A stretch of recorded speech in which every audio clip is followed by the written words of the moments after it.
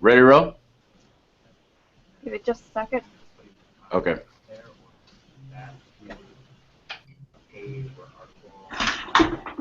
Lock your door. No, we're good. All right, let me know when we're live. And we're live. Okay. Direct shift gearboxes, push-button ignitions, ceramic brakes, carbon fiber and lightweight design, and, most importantly, safety features that date all the way back to the rearview mirror. Many of the luxuries that we take for granted in modern automobiles today can be traced back to an origin found on the track. Be it NASCAR, Formula One, or the newly minted Formula E, a groundbreaking single-seater championship in the world's first fully electric racing series, each serve as a vision for the future of the motor industry. Formula E not only provides an R&D framework around the electric vehicle, but the hope is that it will accelerate general interest in EVs and promote clean energy and sustainability. Hi, I'm David Manti, and welcome to the future of environmentally friendly automobiles, what Formula E can teach us about the sustainability of electric vehicles. With me today is an expert panel of engineers and personnel from Andretti Formula E Racing and its lead technology partner, TE Connectivity, who are currently collaborating on the new e-motor and powertrain development for Formula E's second season. With me today is Roger Griffiths, co-team principal of Andretti's Formula E team, Rich Harmer, Andretti Technologies embedded engineer from TE Connectivity, Alan Amici, VP of Engineering for Automotive Americas with TE Connectivity, and Karen Leggio, SVP and General Manager of Automotive Americas at TE Connectivity. Thank you all for joining me today. Thank you. Thank you very much for inviting us. Yep. Okay, and just a little bit of housekeeping before we get rolling with the Q&A. As you're watching the broadcast and you want to ask questions, either comment below or ask them via Twitter with the hashtag EVFuture. So I'd like to kick it off with Roger. So Roger, the Formula E season 2 testing is starting this week. After a successful first season, what can we expect from the Andretti Formula E team this season? I think we've got a lot of exciting developments coming. It's first up a new electric power. Okay. From what we've tried to do with the motor design and with the inverter. So our expectation is that we'll be running up front. We'll be, challenging for wins and for podiums, and we're really looking forward to a successful second season. I mean, we had some moderate success with podiums in our first season, along with some pole positions, and it's really building upon that we want to work on. Okay. And I hate to ask you to repeat yourself, but you froze at the first half of that question. So how was the first half of that answer? Okay, yeah, no problem. I mean, really, it's about showcasing our new technology, the new motor, the new inverter, and some of the associated systems with that. And our expectation for this coming season is to be running up front, taking the battle to the best of the rest, and looking to build on the success we had last season with several podiums and pole positions. Okay, so beyond the battery, what would you say are the biggest differences between Formula One and Formula E racing? I think there's quite a few differences. Obviously, in Formula One, the car has an internal combustion engine. In Formula E, we don't have that internal combustion engine. We're purely powered by an electric motor. So that really is the key difference. There are a number of other unique differences. We actually race on a tire that has tread on it, whereas a Formula One car in dry conditions races on a pure racing slick. We actually use 2 cars per driver to complete the race. So we'll start the race with 1 car, and then we'll finish the race with a second car, because as we wait for the battery technology to evolve to enable us to run at the performance level that we do today, requires that second car. So, and the other unique thing, I think, is the race, the configuration of the race weekend, in that we do everything in one day. So it's a 3-day long event. Okay. How do you swap out the car? Oh, I think we Actually, we lost have Roger. two Oh, identical cars. oh, go ahead. How do you swap out that car? We actually have, so we start the race in one, we get halfway through the race approximately, and then we do a pit stop like many other racing series. So instead of coming in for fresh tires and a tank full of fuel, we come in, the car comes into the pit lane and then into the garage. The driver jumps out, runs across the garage, straps himself into the or herself into the other car, and then leaves. So it's just as simple as that. It's like pulling up in the supermarket car park, jumping out of one car, jumping in the next, and tearing off down the road. Okay. I mean, that's fascinating. How is Andretti Technologies and TE Connectivity collaborating? I mean, and how has that collaboration helped, improve the concept and prototype turnaround? It's been very exciting, actually. I mean, we had the thing that we learned when we were first exposed to TE is the vast variety of technologies available to them, things that we never even imagined. We knew them as a company that produced connectors and systems associated with connectors, but Hmm. really as we started to talk to some of the engineers and personalities involved at TE, we realized that the portfolio of technology that TE has is much, much broader. For example, with the development of our new inverter, we came up with a case design that we weren't really sure how to make. It was very functional, it was very performance orientated. It would have been challenging to make using conventional manufacturing methods. However, TE has been working very hard developing innovative 3D printing technology, and we've been able to benefit from that. So that is a really great example of how we've worked together, and it's the relationship is very, very young, and we're just starting to get to know each other. So it's very exciting at this stage. Okay. Karen, it sounds like it's a very short cycle of adapting and inventing. How does that serve to benefit TE? Well, David, what's really exciting for us is we get to see firsthand in our customers' environment the challenges that they face real time. So when they have a challenge, we have a challenge. We can look to see what do we have in our portfolio that can immediately meet that challenge, or we can adapt an existing product or invent together. So for us, it allows us to see firsthand in harsh environments exactly, what problems can we help provide solutions to. So that's what's really exciting for us. Okay. Roger, I'd like to come back to you. The guy next to you, that's Rich, right? He's a TE engineer embedded with the team. Why is it important to have an embedded engineer on the team from TE?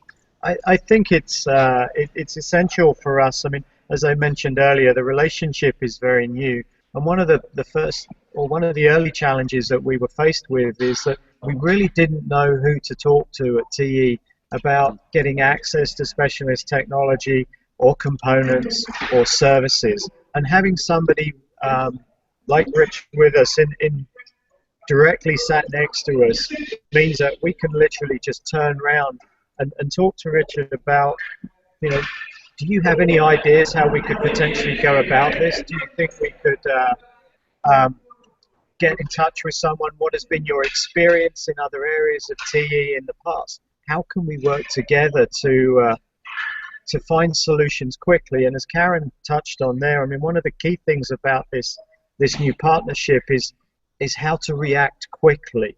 And if we have to spend a week trying to find the right technology or a week trying to find the right person, that's a week we've lost out of our development program. And our development programs are literally measured in a number of weeks, or maybe worse, a couple of months, as opposed to multiple months or years to develop something. So we have to work very quickly.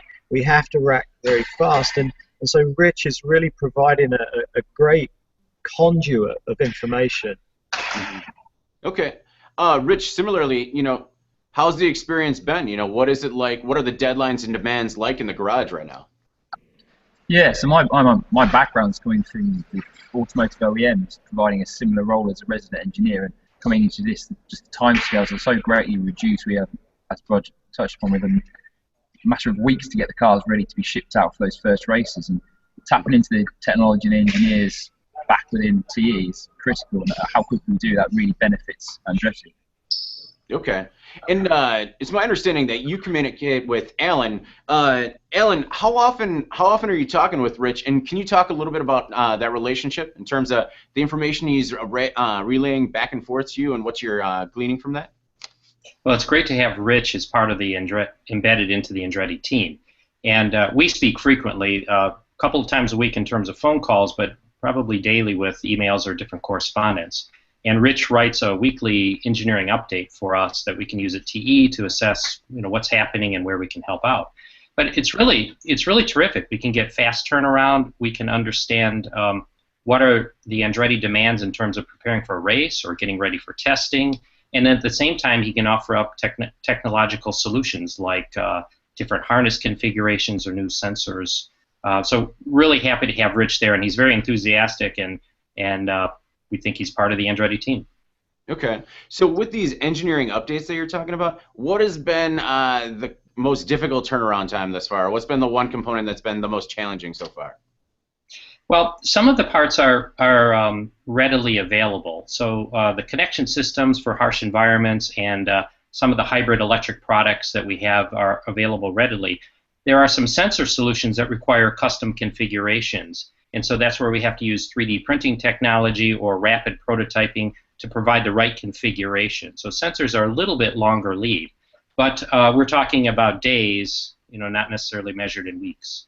Right, right. Okay. Karen, going to you, why is it valuable for TE to have an embedded engineer with Andretti Technologies? What's great for us is that very, very fast, short learning cycles. So the same kind of development we do with resident engineers, with our OEM customers, we basically compress all that learning into days that might take months, if not years, with our OEM customers. So it allows us to learn a lot faster, which aids in our product development for harsh environment products in sensing and connectivity. Okay. Rich, actually, I'd like to follow up with you. That's kind of an interesting point. We're talking about these really quick turnarounds. Normally when I talk to some of the engineers in the industry, one of their biggest complaints is that it's a very long process, a long development cycle before they see their product see the light of day. I mean, you get to see it in a matter of like 72 hours. I mean, that's got to be pretty rewarding. Yeah, it definitely is. I mean, my background in automotive, it takes months to get products there, and when you're working with the engineers designing things in, it takes a long time before you start production for a car. But here, we're getting parts straight on a car, and next week we'll be on the test track running the car at high speed and at full race pace. It's very exciting. Okay. Alan, I'd like to go back to you because TE is not only in motorsports, but they're also working with major automotive OEMs. So since the garage is essentially, like they've said, a tech incubator for electric vehicles, what technology will translate from the track, to your everyday EV or electric vehicle? 3 technologies come to mind. The first one is light aluminum. So this is TE's technology in replacing copper wiring with aluminum.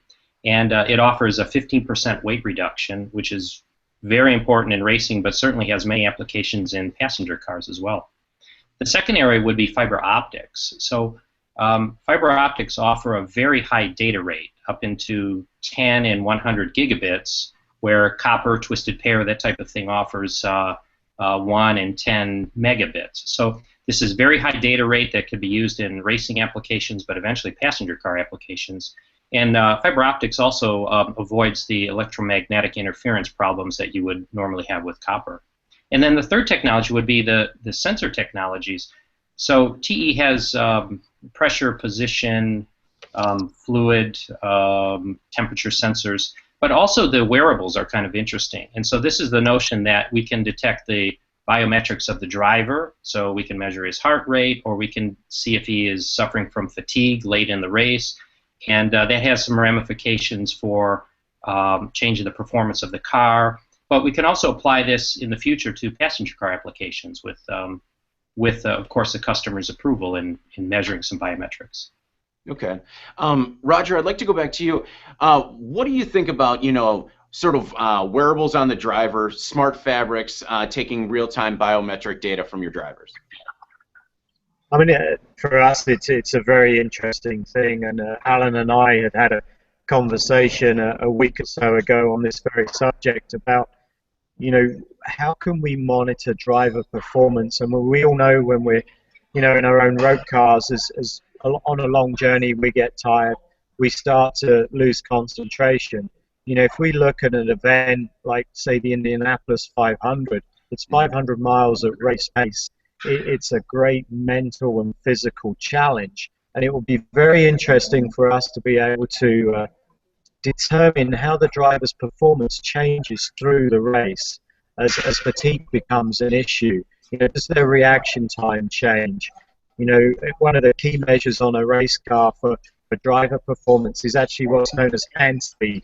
How quickly can that driver move his or her hands to react to a situation? And that situation may be trying to drive through a corner at the limit and feeling the way the car is starting to move around. And if you look at the very, very best drivers in the world, their hand speed measurements are astronomical. And if we can find a way to correlate inputs like that, perhaps heart rates, perhaps pressures on the steering wheel, the pressures in, say, the balls of their feet when they're on the brake pedal, that would give us a really good understanding of how, a driver is very keyed up and psyched up at the start of the race, but after, 60 minutes or 90 minutes of racing, what does that mean in terms of, how their conditioning works? And perhaps from there, we can either develop the driver environment inside the cockpit of the race car, or perhaps we can establish training programs for that driver to work on physical fitness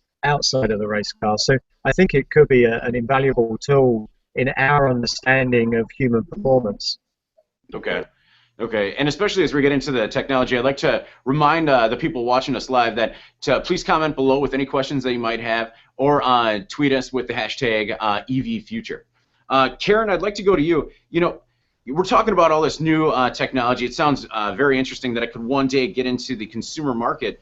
How do you think Formula E, will be able to shift consumer perception regarding electric vehicles?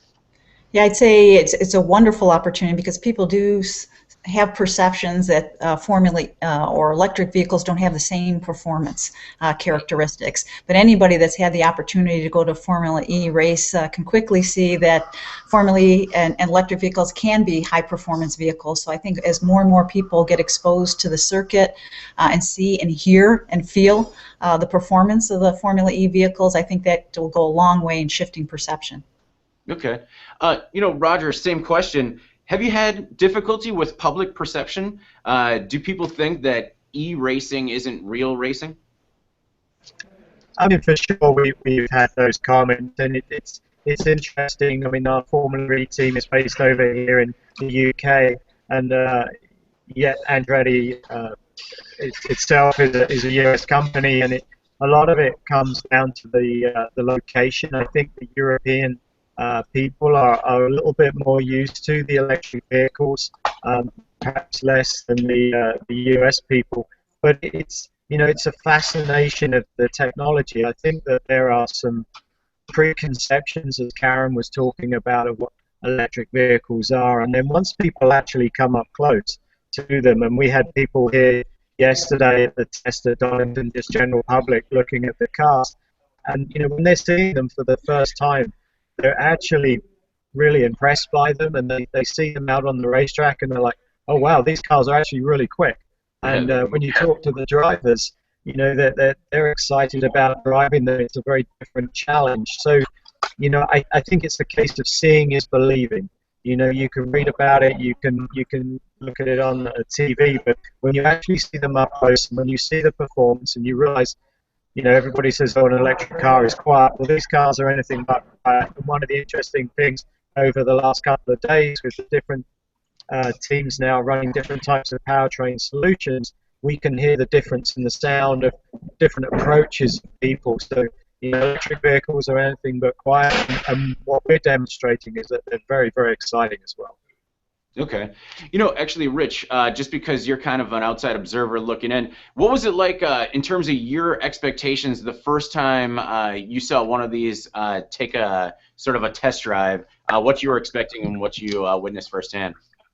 I've seen electric cars before, but I was sort of blown away with the performance level was so much higher than I was expecting. I was obviously expecting quite high performance. These are obviously racing cars, but just incredible, really. The performance all around the track, and acceleration and cornering, it's really fantastic. Okay. You know, Karen, we've talked a little bit about the light aluminum, fiber optics, and sensors, how those might translate into consumer vehicles. How might that technology and other things going into Formula E cars translate to other industries? Well, when we look at TE's portfolio today, we have a lot of interplay between our different segments. So for example, we have a consumer electronics segment that obviously working on things like smartphones, tablets, etc., was really focused on miniaturization. So that was technology that came from our consumer sector, you know, into automotive, and we see things come from aerospace defense into automotive. So when we look at Formula E, I'm sure there's going to be material type of applications that will find their way into, you know, other industries, as well as, you know, the harsh environments, the sensing.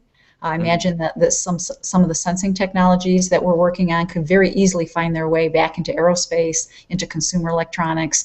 So we think sensing's maybe even in the area of antennas. When we think about some of the antenna work that we're in very early phases on with Andretti. So we think antennas, sensing, and some of our adaptation of connectivity, just as we've seen before with our portfolio, things going in both directions. Okay. Okay. Roger, going back to you. So season 2, I believe, starts October 17th in Beijing. So what happens in between now and then? What are you working on now? So right now we're in the midst of a development phase and a test program. We had 2 days of on-track testing at the beginning of this week. We have 2 more days next Monday, Tuesday, and then 2 further days the following Monday, Tuesday. And then at the end of August, around the 28th of August, everything that you sort of see in the background behind us has to be packed up, put in crates, and sent to Beijing. And whilst the race is not until the middle of October, we have to ship everything early because it's going by train. So it's our version of the Orient Express coming out of England all the way to Beijing. But you know, we have 4 race cars to build.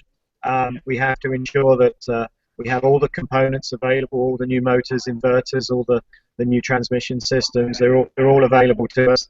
The cars have to be built. You can kind of see in the background, perhaps, the cars are already liveried up, and hopefully you can see the big TE logo there.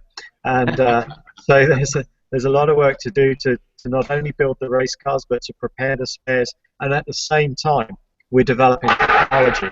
So that there's a lot of activity going on. And you know, one of the things that's open throughout the entire process, the entire season, is software and strategy development. So, you know, how we control that electric motor, what we do with it, how we use the energy or put the energy back into the battery pack is a key part that we will just be developing in an ongoing process. So a lot of work going on, and it's quite a lot of long hours at the moment, but it's all very exciting. Would you say that those have been thus far your most significant engineering challenges in the process? I mean, the whole Formula E process for me has been so exciting. I mean, I've worked in motor racing for many years, and I would say that this new Formula E project is probably one of the most challenging things I've ever done. I think we are at the cusp of some really exciting technology breakthroughs. I think if we look across what's been going on with mainstream automotive with the internal combustion engine, you know, by and large, the technological improvements are fairly minor these days. You know, we see incremental performance. What we're seeing with in the electric vehicle environment is dramatic steps and improvements, and it's like being right at the very start of that technology mountain that you're climbing, and you know, almost on a daily basis we're learning something new about it. And I think this has been one of the challenges, and we'll call it a challenge. I mean, it's exciting to have these challenges. Is, you know, we really don't know what we don't know, and it's trying to understand what's the next thing and where the next breakthrough is going to come through. And there's so many people out there with innovative ideas, and a lot of those are inside TE. But it's trying to sort through ones that have, you know, a direct application for what we're trying to do today, versus maybe something that's not quite mature enough for our race car, but we need to be thinking about it because maybe 12 months' time it will be ready for us. Okay. And actually one other follow-up question. We talked a little bit about public perception. You said that, I mean, you've been in racing for so many years. What was your perception initially when they said, what do you think about Formula E? Yeah, that's a pretty interesting one, because I came out of conventional motor racing, and when I first started with Andretti, they said, well, could you just go and have a look at this Formula E program and just see what you think? And, I, like many, was a skeptic. And, really, does an electric powertrain have a place in motorsport? But I was sold from the very, very first test. And just saw, and it wasn't just the technology that I saw, it was also the people that were involved. Individuals, not only my boss, Michael Andretti, but other people such as Alain Prost, the Formula One world champion, Jean Todt, the head of the FIA, the world governing body of motorsport, companies like Michelin, BMW, Renault had put their names to it. So companies with huge reputations had believed in this technology. And the idea of an electric racing series, and for me that gave it credibility, and it was such an exciting paddock environment to be in. So many people were believing in it, and we could actually see a vision for it and a future of it. And as I look at many other motorsport series, I don't necessarily see that. I don't see that, well, where are we going to be in 5 years? Where are we going to be in 10 years' time? Formula E has a plan, they have a roadmap, and that was unique for me in motorsport. And what we were reaching for with technology, where we need to be in 5 years, doesn't necessarily exist today. So there are these technical challenges that we need to overcome, and that's what convinced me that this has a place as a category in motorsport in its own right. Okay. Rich, going back to you, so what's your role from now until October 17th? So my role is mainly getting involved with the guys working on the powertrain development. So I'm assisting with CE's technology. I'm also assisting in procurement of parts for the race cars. I've already mentioned there's 4 cars we've built, and they need to take a lot of components. A lot of those components coming from CE, with obviously electric cars, lots of cable, wires, connectors, sensors, all those things need to be identified, the correct parts we need here. So hoping to do that and put together bill of materials and things to get orders placed. My background in automotive, I've had lots of experience in this sort of thing for prototype builds, small sample runs of vehicles to be built. Obviously not in quite the same speed, or that we have to have it done here, but certainly trying to assist wherever possible. Okay. So, I mean, Rich, actually, it's a gig that a lot of engineers would kind of die to have. I actually, I'm speaking to a friend in the industry, and he said, quote, who did you kill to get there? So, first of all, who was your victim? And what do you think you'll be able to apply to your future role with TE? I think there's going to be a lot of things I'm learning here, a lot of new technology which I can then take back to the automotive industry. There's a lot of things I'm learning about the capabilities of TE. We've got a lot of technology, as Karen and Alan mentioned, coming from other areas of TE that we can then apply into automotive. Taking that knowledge back to an automotive customer is going to greatly assist them in the future as well. Okay. Yeah, if I could, David, Yep, one of the things we're counting on Rich to bring back, aside from technology-specific insight, in the harsh environments, is how does he bring back the learning around how to do short-cycle learning fast? So how do we compress in our normal conventional environment our learning cycle? So that's something that we're keen to bring back into TE. Also should mention too, as part of our partnership with Andretti, we actually sponsored the test vehicle. So for us that's exciting, because now we have a rolling laboratory or bench test on wheels, and that's something for the first time we actually own a vehicle where we can take things partnering with Andretti like Light-O-Lume and get them on vehicles and get a lot of miles very quickly in harsh environment, that then Rich and others can then take to our OEM customers with real data, real environment, saying, hey, it works great. Okay. I mean, well, and then I'll start with you. Just kind of going around the roundtable here. Karen, what do you think is going to be, the one technology from Formula E? Is it the Light-O-Lume that's going to make the greatest impact on the consumer market? We certainly think that could be one. We think there's going to be many different applications in the sensor arena. that we think are really going to have not only a big impact in automotive, but also will find their way into other industries. So we're excited about sensors. And I think it goes back to a little bit what Roger said, is we don't know what we don't know yet. So that's what's going to be exciting as we look at either technologies we have today and we can adapt, or new technologies that we can introduce. I think that's where we're going to find a lot of exciting technology that will find their way elsewhere. Okay. Alan, same question to you. What new tech do you say making the greatest impact? Light aluminum certainly is, we think, the shortest path to passenger cars. Fiber optics is very interesting, though. If we get into high data rates, if we get into high data rates required because of increased number of sensors, this is related to the Internet of Things, and the car is simply one of those things on the Internet of Things. Mm-hmm. So you need more bandwidth, and fiber optics offer that opportunity. We can also do sensing with fiber optics. So there may be some applications where we want to do like battery sensing, so temperature or state of charge management, and that can be done with fiber optics as well. So very light, again, high data rate. So those are maybe a couple of other opportunities that we could see in passenger cars in the near future. Okay. Rich, since you're in the garage, what was the first thing that you kind of looked at and you're like, I need that in my car?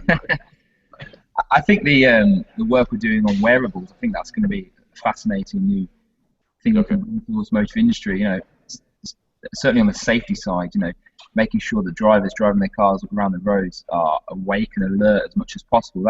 Bringing that actually from the test bed we've got here, how it applies to a racing driver during, say, like a 500-mile race, but bringing that into passenger cars and making sure that drivers on all the roads are safe and alert as much as possible. Okay. And I mean, Roger, you've been in the industry you've seen a lot of these technologies translate to the consumer market. So maybe not only the greatest impact, but the most likely to be the first to market in terms of new tech. Yeah, I think one of the big areas is what we're doing on the powertrain with the electric motor.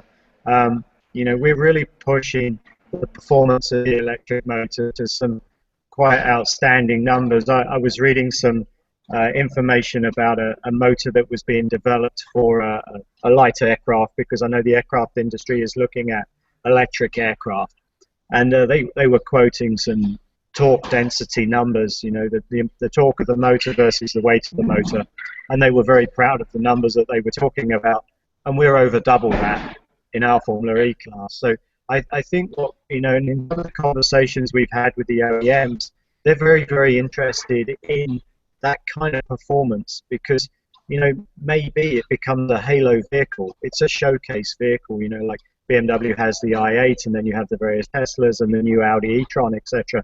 But they're looking at perhaps doing a very high performance variant, and they can look at the motor technology that's being developed in Formula E and the approaches that we have taken, and for a limited production vehicle. I mean, none of what we're doing really is ready for mainstream, but perhaps those high-end vehicles, limited production runs, and they can really demonstrate that a lightweight electric motor can make a significant difference to the consumer market.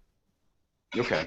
Okay. And so we're about to jump into the Q&A here. So I just like another reminder for the people watching us: comment below with your questions, or submit them via Twitter, hashtag EVFuture. So Roger, I believe the first one is for you. Although Formula E doesn't allow the use of systems such as KERS, do you foresee future incorporation of this technology for either the sport or e-vehicles on the highway? I mean, Formula E is all electric, and we are regenerating energy as we run around the racetrack. We're putting it back in to the battery system, but where we're ultimately hoping to head in about 5 years' time is to be able to complete that race using one car. And if we just did a simple math, that would mean we would have to double the capacity of our battery, and unfortunately that could potentially mean almost doubling the weight. Now that doesn't sound like a very fast racing car to me, but what it means is we have to look at how do we get more of the energy that we currently waste off a racing car, say all the energy that we generate under braking, the heat energy, the kinetic energy there, how do we put it back into the energy storage system? So I think that as we can make advancements there, and then if we're putting that energy back in off the front axle, maybe we can drive from the front axle.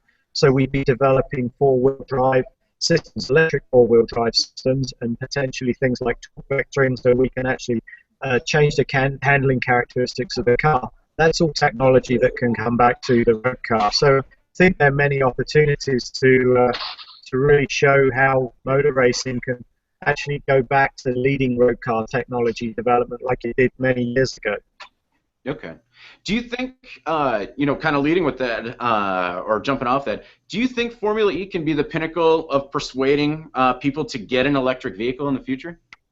I think it has a great opportunity to do that. I know, talking with a number of OEMs, they have been considering, in light of some of the changes in the emission regulations and the need to sell a minimum quantity of either ultra-low or zero-emission cars, how do you market that? How do you make electric vehicles sound exciting? How do you make them sound acceptable to the public that currently has issues with range anxiety or with performance?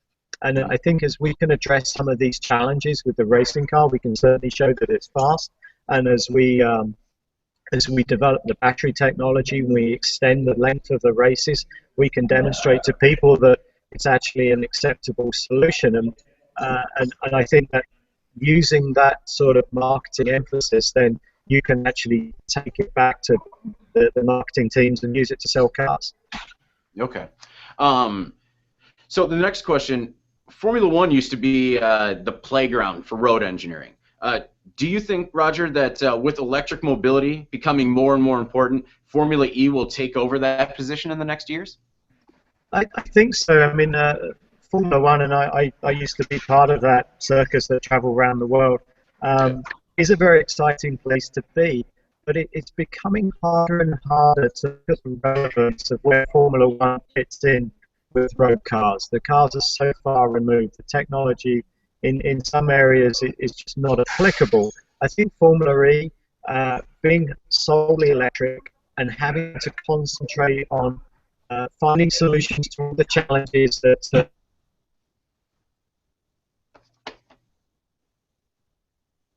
Oh, I think we're freezing. Okay. If I could just add a point. Okay. Yeah. I was jumping right to you, Karen. How would you like to follow up with that? I was just going to emphasize a point that we can Roger was making. Mm-hmm. Oh, sorry, Roger. You froze for a minute there, so we jump to Karen. We'll come right back to you. Karen, finish your point. I just want to amplify a point that Roger was making in terms of Formula E really resonating with the general public. It's more in line, when people think about like what we look at within TE is safe, green, and connected, and that really resonates with a lot of the public. So Formula E kind of fits into what people's expectations are going forward with regards to the environment, and now that we can link in that you get the environmental and the sustainability benefits with performance, it's really resonating well with the public. Okay.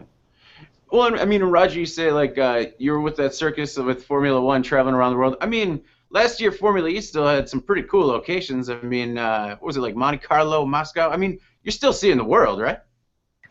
Oh yeah, I mean, certainly my passport is taking a pretty big battering. I mean, over the last 12 months. I mean, that's been one of the exciting things. It's not, unlike say IndyCar or NASCAR in the United States, it's not just restricted to one market. We are traveling around the world, and one of the interesting things, as I touched on earlier, is the reaction of the public. You move into some countries where there is a general acceptance of electric vehicles, and then you go into other markets where electric vehicles are still on the cusp of breaking through and being accepted. So what we're trying to do not only is have fun going racing, but it's also to show people and to convince people that this really is an alternative form of transport, and it needs to be considered for the future, because the reality is it is the future.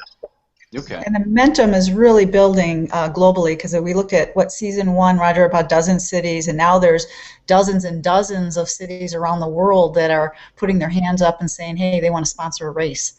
So definitely the momentum and interest is building globally. Okay.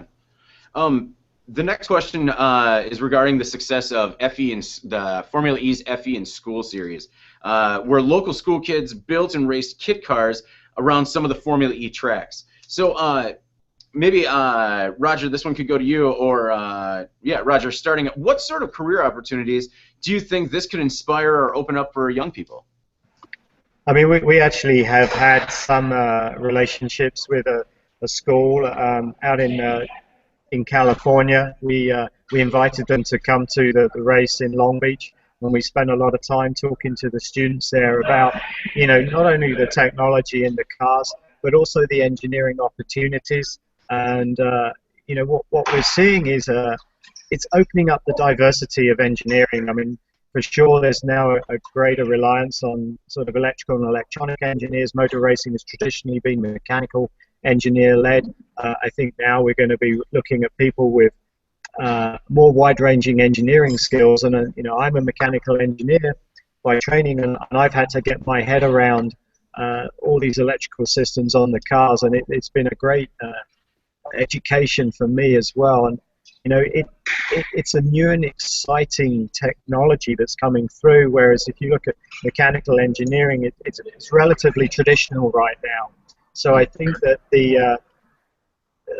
hopefully that environment sort of filters down into the lecture rooms and to the courses that people do, and there's more emphasis played on the changing technology that we're seeing. Okay, Alan, I see that you had something to add. What do you think about the impact with kids? TE sponsors a number of universities with their electric racing program. So most people are familiar with Formula SAE, which would be internal combustion projects that the university students are engaged in. There's also a version of Formula E. It's their electric racing programs. And TE sponsors a number of universities, not an exhaustive list, but such as Ohio State and Purdue. They have an electric racing team. And so we provide components and some technology to those students. They're part of a club. It's all volunteer, and they're developing an electric racing car. And there are events that they participate in. And you really have to bundle up your engineering skills. There's, as we suggested, mechanical engineering capabilities, but now also electrical engineering.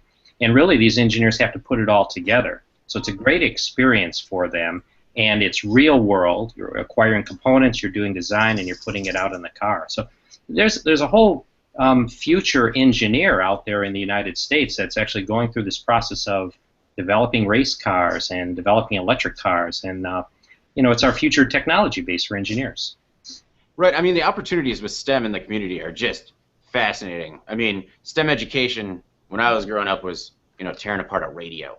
I mean, now you're building electric cars and robots. To be sure, yeah, the robots. What's really exciting for us is it's a perfect tie-in. You mentioned, David, a little bit about working upstream. So in addition to sponsoring electric vehicle development in universities, TE is a big sponsor of FIRST Robotics, as well as the kids in mini-bots, like in the junior high age, as well as FIRST Lego League. So really getting kids early, male, female, early in their educational careers to get really excited about science, math, and technology, so that we can help create those future engineers. Oh yeah, those Lego Mindstorms are awesome.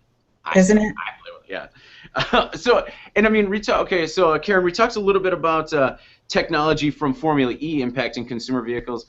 What do you think in terms of technology from existing consumer electric vehicles impacting Formula E? Do you think any other technology will go the other way? That might be a question better suited for Roger and Alan, but we certainly do see some of our existing products coming their way in, but maybe Roger or Alan can tap into specific examples there. Okay, Roger, what do you think? Certainly, what Alan has talked about earlier on about the sensing technology. To be honest, that's an area on a racing car where I think we lag a little bit on the modern road car, and if you look at a racing car, there's huge bundles of wires going around, very conventional analog sensing, and one of the projects that we're keen to work with TE is, and as Alan has talked about, is alternative sensing methodology, which is not something that we've seen much on racing cars. So I think that's a key sort of technology crossover that could make a huge difference. I mean, weight on a racing car is absolutely critical, and if we can save just a few grams here and there, then we're going to be looking for that. Okay, talking about the future of racing, you know, it's you'd mentioned before that the cars are switched in the middle of the race, Roger. Is the goal to develop batteries that last the full race? And you know, when do you think will that be achieved? And will the race format be an uninterrupted one in the future? Yeah, as I mentioned, the FIA, the World Governing Body of Motorsport, has a roadmap. And season 5, we anticipate going the full distance, the 45-minute race with one car at a performance level which either meets or exceeds the performance of the cars today. So not only are we going to go faster, we also need to go further as well. So it's coming, and it's supposed to be, you know, if we're sat here in 4 years' time, we'll be looking right at season 5 with just one car. Okay. Okay. So one car. Yeah. All right. All right. Noted. Let's talk about the is it Dorrington or Donington test? Dorrington test. How far down the line did you see the problems with the car that the car is currently struggling with, Roger? Yeah, most of the challenges we're facing are software related. The mechanical systems are working very well. The motor, the inverter, running on the dyno, we've already met and exceeded our performance targets there. So we're looking very good from that perspective. This Formula E car has a number of control systems that are trying to communicate with each other, and it's just working through that integration level, just making sure, because we have to, first and foremost, we have to ensure that safety is key and paramount, and we need to make sure that we have all the safety systems in place. So that was our first goal, and we've achieved that.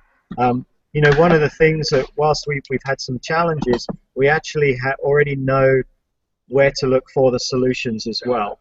So it's not a case of we have a problem and we don't know how to solve it. We have a problem, we know how to solve it, we have a plan in place to solve it, and we have a deadline for when it needs to be solved by. And what we're talking about is solving problems in hours and solving problems in days, because we have a test next Monday and we expect everything to be working by then. Okay. So Roger, you and your team are based in the UK, but how much help can the US headquarters of Andretti, you know, and with its IndyCar experience, how can that, what kind of experience can that provide, or information? Well, certainly the shop back in Indy has some great manufacturing capability, and as we've been building up the cars for Season 2, they've been working very hard to produce components for us. The procurement of all these parts, as Rich was talking about earlier, all goes through the shop in Indianapolis. The general sort of program oversight is governed, you know, jointly here in the UK and also out in the USA. So it's definitely not a case of being out there at arm's length and nobody really paying a lot of attention. It's daily communication back to the US. You know, my location normally is the US. However, for this period of August, where there's a lot of dedicated activity in and around the racing cars, it makes sense for me to be here working with the cars, with the engineers. It's you know, the philosophy of being at the place, seeing the problems firsthand, dealing with them firsthand, rather than just sort of hearing about it remotely and not actually seeing it with your own eyes. Okay. Another question from a reader. Recent Formula E tests indicate that teams have different gear powertrains just from the sound. What do you think are the benefits trade-offs? I think it's very interesting what people have chosen to do, and I don't think you can say, well, I want to do this with the motor and that with the gearbox in isolation. You have to design the entire powertrain as a package. You have to, you know, if you're going to go down the path of saying, well, I want to use a multi-speed gearbox, and it's probably going to lead you to be running a high-speed motor. If you're going to be looking at potentially using a single-speed gearbox, then you have to be focused on a motor that will develop the power characteristics that will allow you to use that single-speed gearbox and maybe a much higher torque motor. And then you have to consider the pros and cons of each of the systems. And this was the process that we went through when we were trying to decide the architecture for our powertrain. You know, what type of solution did we want to do? What were the pros and cons of the various solutions? You know, what was within our capability as well to develop? So what level of risk did we want to assume with the powertrain development? So it's not a simple case of there is one right solution. We have a unique racing environment with the type of tracks that we go on. Some of the tracks we've never seen before. So, you know, everybody's got their opinion as to what the right solution is, and a lot of it comes down to your assessment of risk and your resources that you have available. And you know, I think we're very happy with the choices that we've made, and it's just very interesting to see the other solutions that are out there. Okay. Okay.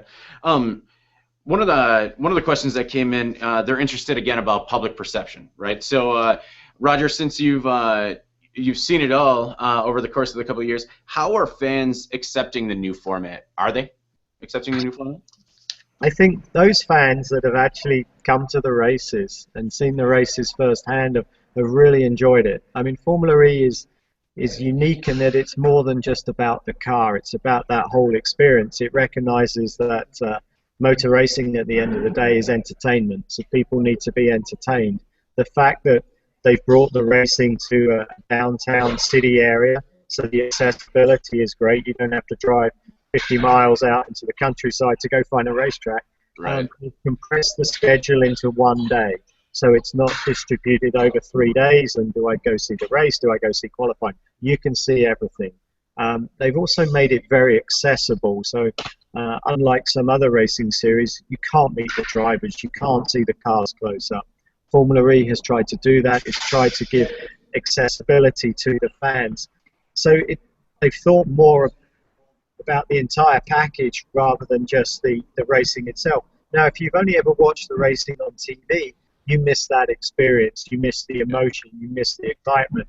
And, you know, they have spent a lot of time looking at the TV and how to make the TV exciting. But there's nothing like seeing it with your own eyes or hearing it with your own ears. Right? I mean, I guess we just all have to go to Beijing in October, right? Uruguay's pretty nice because you're down by the beach, but yeah, I mean, it's a great place to go for a Christmas holiday. Oh, it's a tough job. It's a tough job. So, actually, possibly for Rich also, you know, what exactly has TE's contribution been to the S2 systems? So we're providing many of the components that are found in the new powertrain that's been developed by Andretti and Andretti Technologies, their advanced engineering company. We're providing a lot of the cable, the sensors, the connectors, and a lot of our know-how to do these sort of things. We're obviously interfacing with lots of different customers, OEMs all around the world that are all making advances in electric vehicles. This is something that's quite new for Andretti. We've got a lot of that knowledge. We're trying to assist and help with that knowledge and transfer that knowledge around. Okay.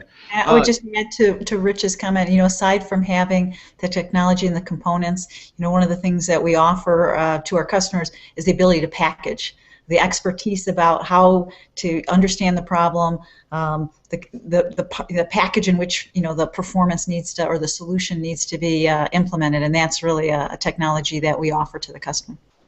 Okay. Karen, actually, to follow up with you, one of the readers would like to know, will TE technology be offered to other teams, or is it exclusive to Andretti? I mean, our off-the-shelf parts that we have today, we supply to, you know, throughout the motorsport industry. But our new stuff, we've got a relationship with Andretti that they get first dibs. Okay.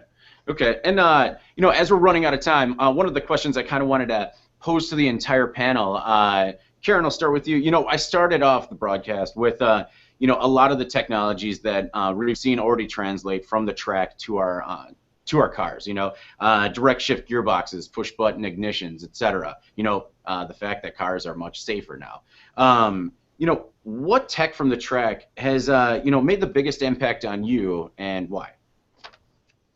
I'd say that the one that resonates most to me is because it's very visual. I'd say is the whole roll cage and structure of motorsports. If you think about vehicles back from the 50s and 60s that were metal, towed a tail, you'd get in a crash, whether it's high speed or low speed, the vehicle would look beautiful, like it never got in an accident. However, the impact was all absorbed by the occupant. Now you can look at vehicles, super high speeds, and the vehicle basically disintegrates, yet the passengers walk away. And I think that to me really resonates, the safety of the whole roll cage and structure that's come from motorsport into the passenger vehicle that's really made a difference in everybody's life that drives vehicles. Okay. Alan, same question to you. Tech from the track that has had the biggest impact on you.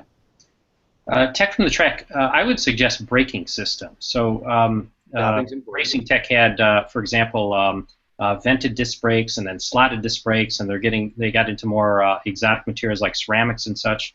Anti-lock brakes, of course. So that has directly impacted the passenger car industry and safety. So I think braking is a great example of tech from the track to passenger cars. Okay. Rich, same question to you. And actually, not only the tech that has had the biggest impact on you, but whatever you've seen in the garage that you want to start hacking into your car. I think the advancement of materials has been fantastic.